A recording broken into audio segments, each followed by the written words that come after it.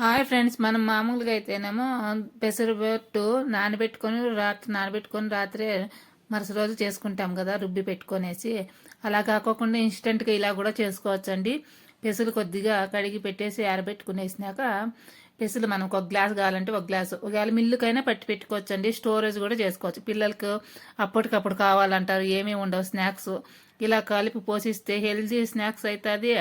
సాయంకాలం టిఫిన్కు కడుపు నిన్నట్టు అవుతుందండి. నేను ఇదే ఫస్ట్ టైం చేస్తాండేది. యూట్యూబ్లో చూసే చేస్తాడానండి. బాగా వచ్చింది టేస్ట్ అయితేనేమో.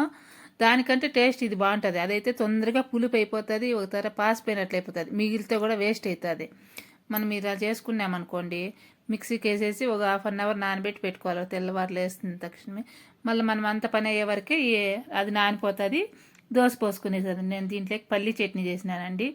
పల్లీ చట్నీకేమో అందరూ ఇవి వేస్తారు కదా, వెల్లుల్లి. నేను వెల్లుల్లి వేయనండి, చింతపండు వేస్తా.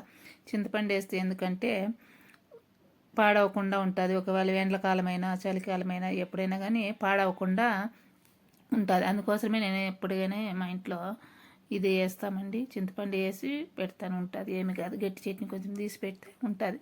మళ్ళీ తర్వాత ఇక్కడ పచ్చిమిరపకాయలు, ఎర్రగడ్డలు, అల్లము వేసి మిక్సీకి వేసి, అది వట్టి పిండే కలిపి పెట్టినాయి కదా, దాంట్లోకి ఇది వేస్తేనేమో బాగుంటుంది అని చెప్పి ఇట్లా వేసినానండి.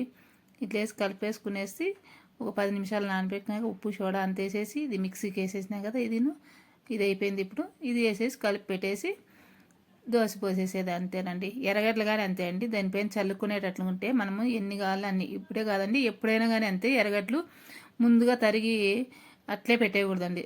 మనకి ఎప్పుడు కావాలంటే అప్పుడు మాత్రమే పెట్టుకోవాలి. ఎందుకంటే తొందరగా బ్యాక్టీరియా చేరుతుందండి ఎర్రగడ్డలకి.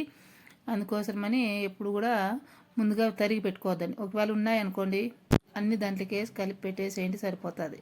యువతలు అయితే పెట్టకూడదండి. ఇంతేనండి. టేస్ట్ మాత్రం సూపర్గా వచ్చిందండి. చట్నీ రెడీ అయిపోయింది, మన దోశ రెడీ అయిపోయిందండి.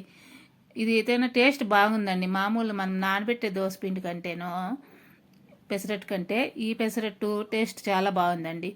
ఎప్పుడు కావాలంటే అప్పుడు పిల్లలకి టయానికి మనకి ఏమి ఇంట్లో ఉండవనుకోండి, ఇలా చేసి పెట్టుకున్నామంటే స్టోరేజ్ బాగుంటుందండి.